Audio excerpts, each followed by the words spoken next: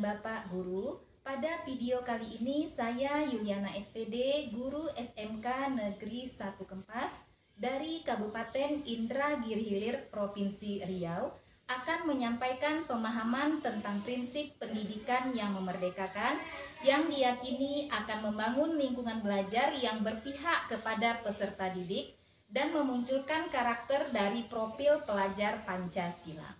Bapak dan Ibu Guru, apa itu pendidikan yang memerdekakan?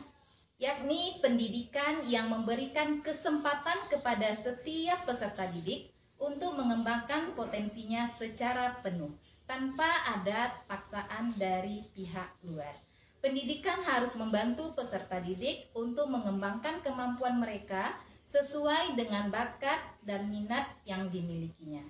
Peserta didik bukan lagi objek dalam proses pengembaraan ilmu, melainkan sebagai subjek pengemban dalam proses pengembaraan ilmu pengetahuan.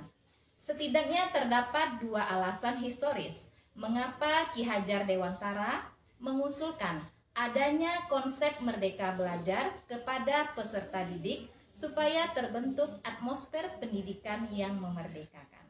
Alasan yang pertama, Ki Hajar Dewantara menempatkan pendidikan sebagai laboratorium untuk menciptakan manusia yang bermartabat dan menggunakan hak-hak kemanusiaannya untuk menjadikannya sebagai manusia yang merdeka. Alasan yang kedua, merdeka belajar dijadikan sebagai cara untuk merekonstruksi kembali sistem pendidikan nasional sesuai dengan perkembangan zaman. Dalam konteks pembelajaran, tentu saja kita harus membekali peserta didik sesuai dengan zamannya. Lalu Bapak Ibu Guru, bagaimana penerapan pembelajaran yang memerdekakan peserta didik? Di antaranya yang bisa kita desain dan implementasikan oleh pendidik. Yang pertama, berikanlah kebebasan kepada peserta didik untuk mengeksplorasi dan mengeksploitasi konten pembelajaran. Pendidik dituntut dapat memodifikasi konten atau bahan pembelajaran sesuai dengan minat peserta didik. Kurikulum Merdeka memungkinkan pendidik dan peserta didik untuk memodifikasi konten, asalkan tetap dalam koridor capaian dan tujuan pembelajaran. Mendekatkan peserta didik dengan lingkungan dan dinamika kehidupan melalui modifikasi konten ataupun bahan pembelajaran. Yang kedua, munculkanlah kolaborasi dan potensi diri peserta didik. Proses belajar peserta didik memiliki keunikan sesuai potensi yang ada. Peserta didik membutuhkan teman diskusi dalam belajar. Peran pendidik sebagai desain pembelajaran adalah memfasilitasi kebutuhan peserta didik yang beragam.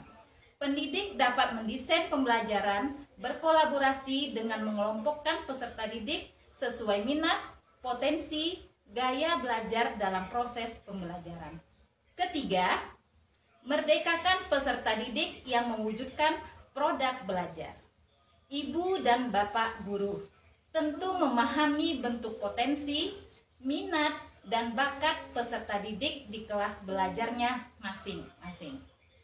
Merdekakan kemampuan belajar peserta didik untuk merancang dan menyelesaikan tugas belajar sesuai minat dan kemampuan mereka.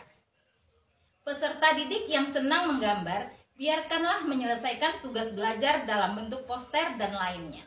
Demikian juga peserta didik yang senang visual.